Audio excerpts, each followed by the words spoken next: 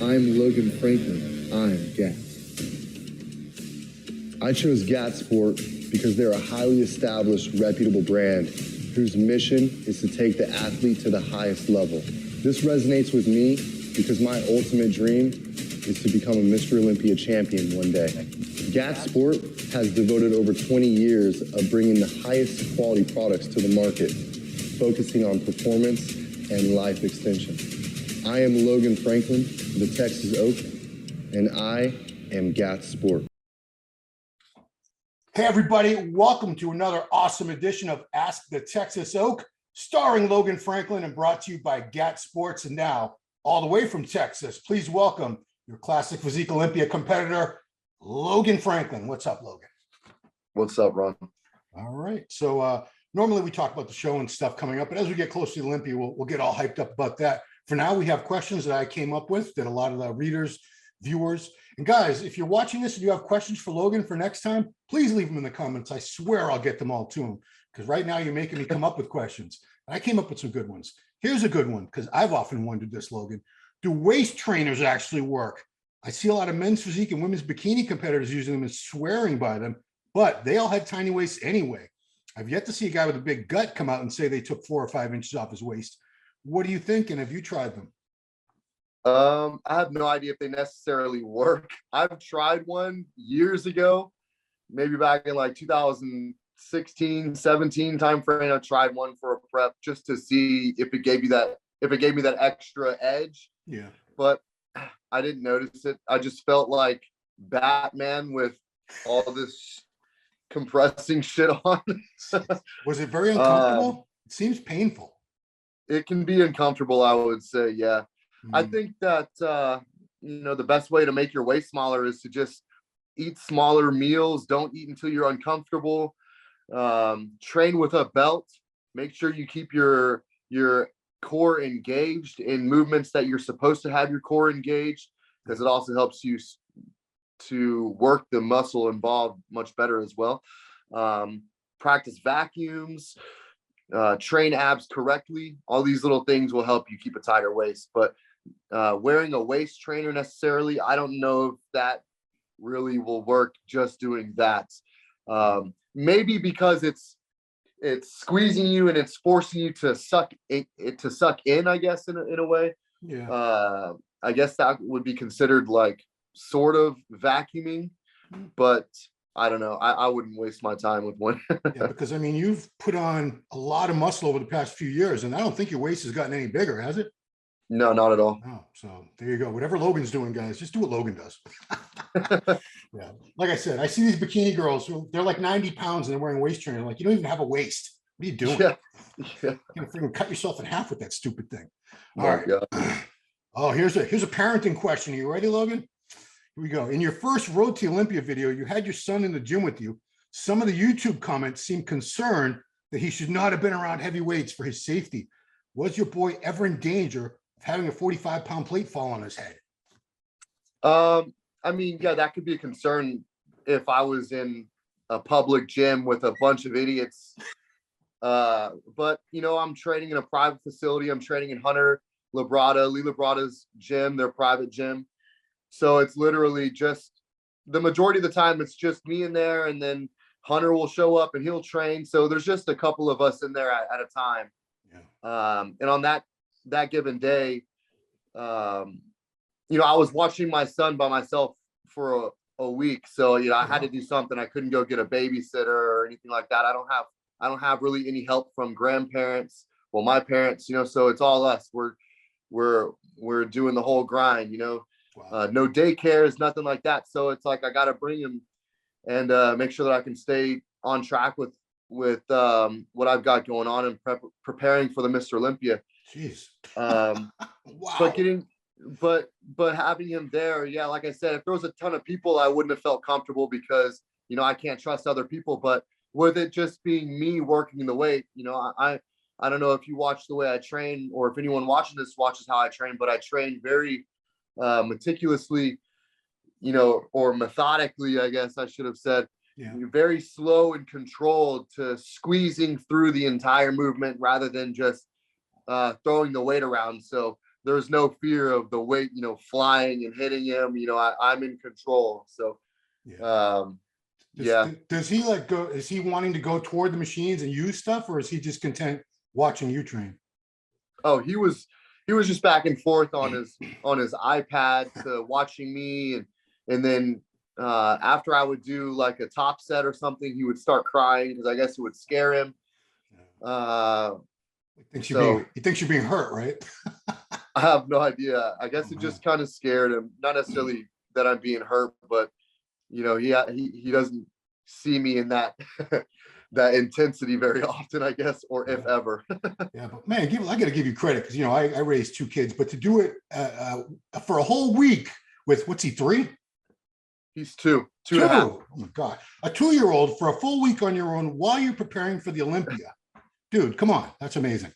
It was definitely a very challenging week. I bet, dude. Wow. But Okay. Made it work. Well, I've seen your pics. You don't look any the worse for wear. So you kept on track for sure. Okay, a training question. I'm thinking about having a training day just for arms. If I do that, should I still give them a little work on other training days, or do you think blasting them on their own once a week is enough? They haven't grown in a very long time.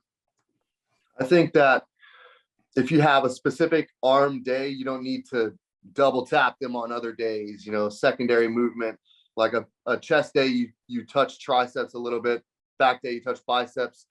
If you're training them that one day and you're training them correctly, squeezing the muscle correctly, I think that's all you need. Okay. You need to focus on recovery and getting your nutrition and your sleep in after that to make it grow. So I know it was like a year or 2 ago, you decided you were going to bring up your arms, and you did. They were not that they were small anyway, but did you give them their own day, or what was your strategy? Oh yeah, I went back to having an arm day in my plan, and it's fucking fun. I don't know how people don't have an arm day, but arm days are definitely enjoyable. You know what? I got guilted out of having an arm day from Dorian Yates, because I used to argue with him back and forth all the time about training. And he's like, I would never go to the gym just to train arms. What a waste. I was like, oh man, he's right. You got to train legs. You got to train. You can't go to the gym for arms. That's crazy. But you know what? If you have arms that aren't growing and you haven't tried that, why? Now I'm like kicking myself. Why didn't I do that? Oh, well. Next one is diet sodas. Are diet sodas and sugar-free gum okay to have every day when dieting? Or do you feel that they interfere with the fat loss process in some way? I'm not sure. I haven't chewed gum since the first year or so that I got out of the military. I was still chewing gum because I used to chew gum every day, all day whenever I was in the Army. And then in high school, I had gum. So it was a long habit for the beginning of my adult life. And then as I got into competing, I stopped chewing gum because I wasn't drinking my water, as much as I should be. But in terms of fat loss from chewing gum, I don't think that would really have any effect. Maybe you're consuming some kind of chemicals still, like what are they? Is it sugar acids or something like that? Sugar, alcohol, sugar. Yeah, sugar, alcohol. Yeah. What was the other one that you asked? Diet soda. Yeah. Diet sodas. I'm not a diet soda fan, so honestly, I cannot say that I've ever picked up a diet soda and drank it. Wow. So I just prefer water. If I'm gonna drink something, it's gonna be water. If I'm gonna eat something, it's gonna be specifically for my goal. Unless it's a cheat meal, then I'm gonna go in. Okay. I did look up the gum thing because my wife yelled at me for chewing gum last week. And I found out that it does interfere with your digestion if you're chewing gum like in between meals, because you're producing a bunch of saliva and your body thinks you're still eating. So in that aspect, but I don't know if that interferes with fat loss, but as bodybuilders, you want optimal digestion. So I would advise anyone out there, if you're going to chew gum, have it like for dessert or something. I wouldn't sit around all day blowing bubbles. Yeah. All right. Here's a good one. Do you have any pain in joints like the shoulders, elbows, or knees? If so, how do you manage it? Oh man, I'm definitely in my 30s now, brother. I'm feeling the little battle wounds for sure. My elbows, my left forearm, my right elbow. my right shoulder actually was bothering me for a couple of months. Like I couldn't hang from anything. Like doing hanging leg raises was a chore. It would just really pull on my shoulder girdle. So I had to get worked on and all that stuff for that. But elbow issues, I just got to warm up really well, like on my arm days, or if I do a chest day, I need to warm my elbows up. And then it's good. And then it doesn't bother me until the evening time, whenever I'm, relaxing at home and I'm going, damn, my elbows. But yeah, I know that there's some, what's that? I said, what do you do for like therapy? Do you go to deep tissue? What do you do to for my elbows right now, it's really just about icing them. So a lot of the elbow pain is from inflammation. Whenever people are like, oh, my elbows hurt, it's a lot of inflammation.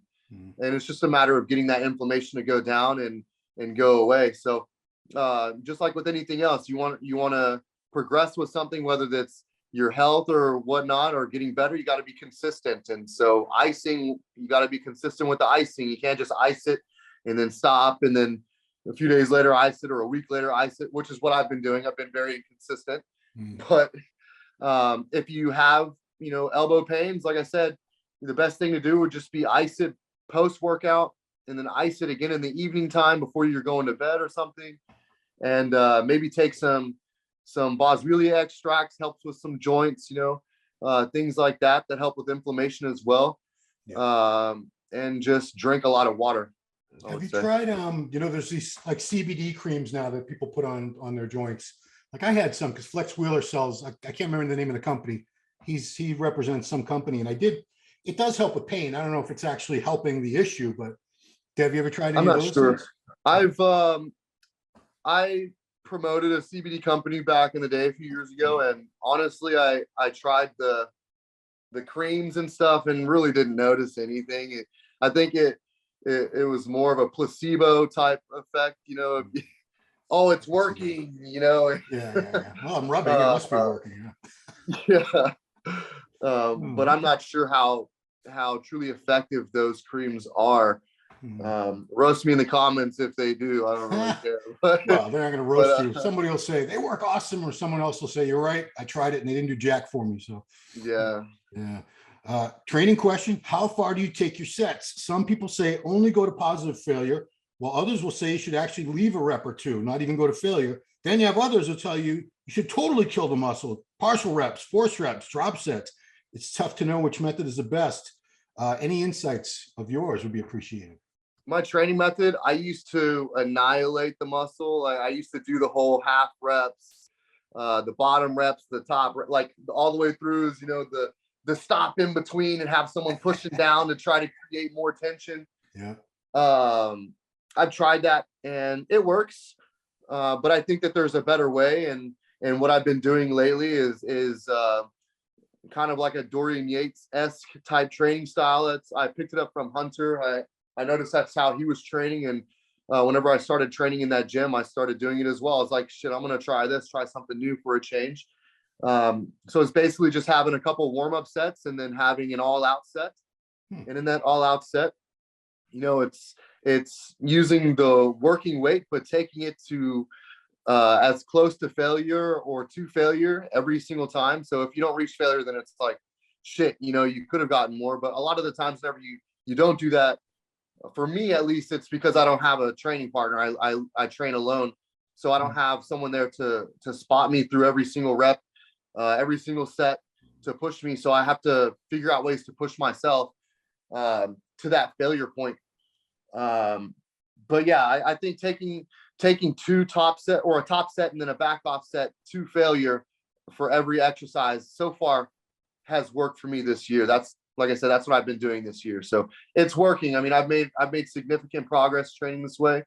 And I don't want to say that another training style is ineffective. Just like I said, I used to do the blast it all the way and it was effective. I just wanted to try something new to see if it sparked more growth, which it has. So now my body is shifted to this training style. And like I said, I enjoy it a lot more. I'm not feeling like I'm in a cardio session. I can really focus on the next set and giving it everything that I've got. And yeah, Well, I'm making these gains. The great Lee Haney, 8-time Mr. Olympia, his most well-known catchphrase was stimulate, don't annihilate. Yeah, don't annihilate, stimulate. Yeah. And he's doing great. He's like 63, no joint pain. Yeah. I'm like, damn, dude, I'm like crippled compared to you, and I'm 10 years younger. Next one. Have you ever tried, Milos has an opinion on this. I want yours. Have you ever tried intermittent fasting? What do you think about it as a way to lose fat? I mean, I can see it, being beneficial, especially for digestive issues. If someone has, trouble, with their gut health and stuff like that, I think that it could be beneficial for someone in that position to practice intermittent fasting.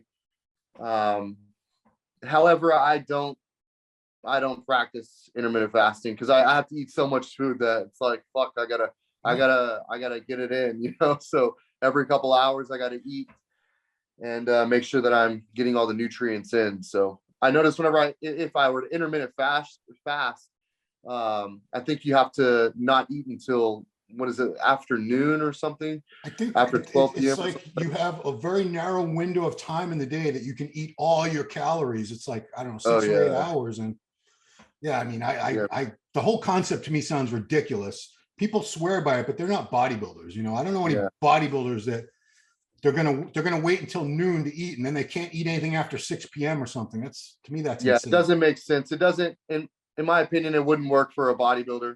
If anything, it would just create waistline issues because you're slamming a whole bunch of food in a shorter period of time.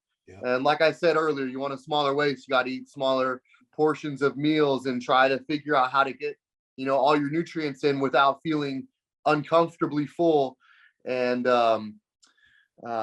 make sure you're chewing your food and not just taking 2 chews and then swallowing the food. You want to make sure that you're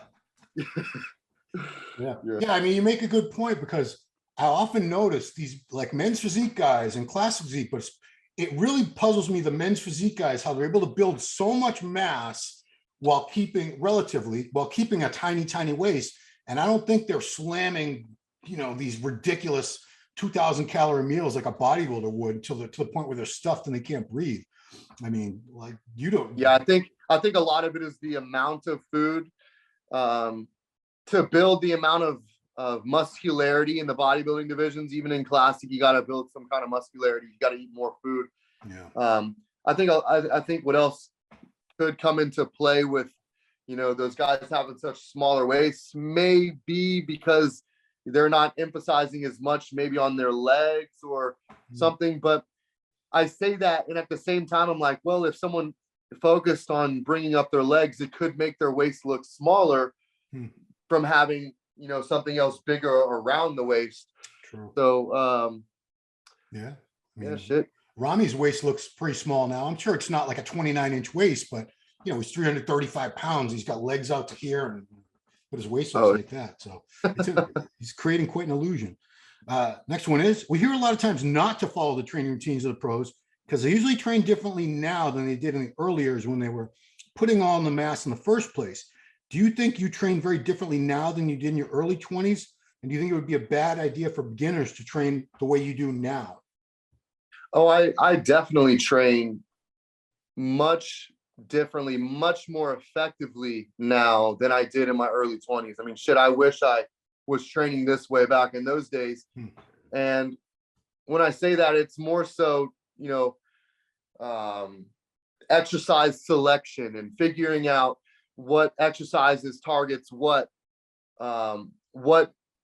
muscle groups are lagging and what needs to come up to balance out my physique, and focusing on these body parts over others to bring that balance and the beauty of bodybuilding. So my training now is just really focusing on filling in the gaps, making sure every little muscle is there and developed and everything flows artistically. Yeah. So if some kid wants to look like you, but he has no muscle yet, he's probably not, shouldn't be. I see this all the time with beginners where they're like, oh no, my upper pec versus, they're worried about little tiny things that you're worried about now when you're already at this high level. Say, no, dude, you just need mass. You don't have any size. You need to get some chest, some back, some shoulders, some legs. And then you can start worrying about, maybe I need more inner thigh, or maybe my tricep needs more, you know what I mean? But yes, exactly. I see. I know what you're saying. Yeah. Once you develop the muscularity, then it's time to refine and perfect and complete the physique. Fair enough. And our final question, I gave you a fun one. Aside from the usual dopey questions like how much can you bench, what are some ignorant things people ask you when you're out in the real world? I don't know. I don't really talk to people. Smart. Yeah. What do people ask me? I don't know. Do they want to touch your away. muscles or something? Anything weird like that? I don't know. I haven't been in any kind of awkward situations like that in a minute. So that's cool. I've been pretty isolated for the last couple of years, it seems. So yeah, I don't know how to answer that. Well, you know, I think you're also fortunate in the fact that you're not so big that you walk around and people are gonna you're gonna be a freak and people are gonna point at you and whisper at you behind your back. You have that athletic look to you where people probably just think this guy's some I don't know, like a pro football player, pro baseball players. I don't know. Whereas if Rami walks around, it's going to be like, oh, look at that juice head science experiment. He's going to die.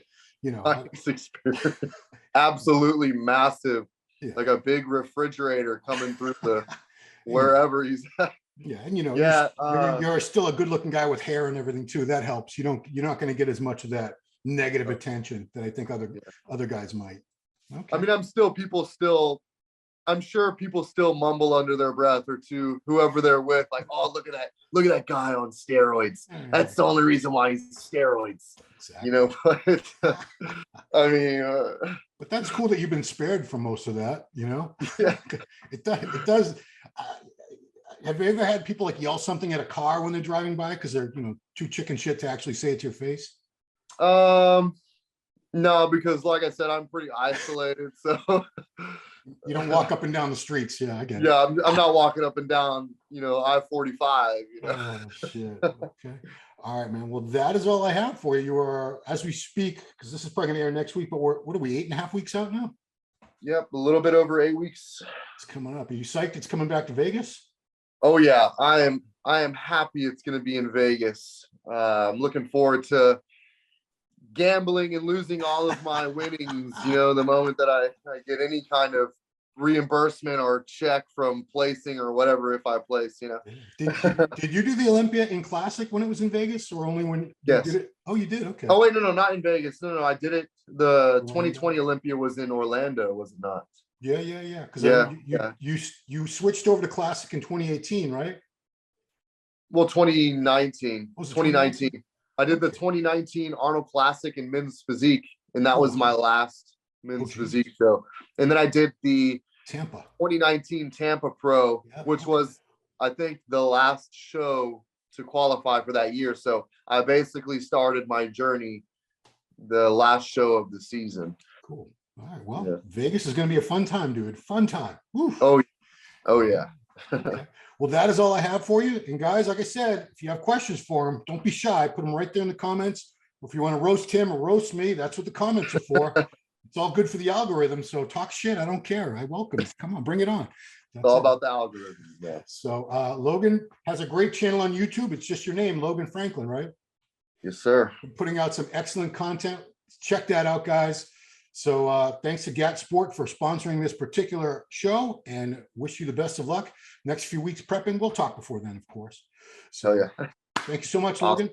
Thanks, Ron. All right, everybody. Thanks for watching Ask the Texas Oak with Logan Franklin. We'll see you next time.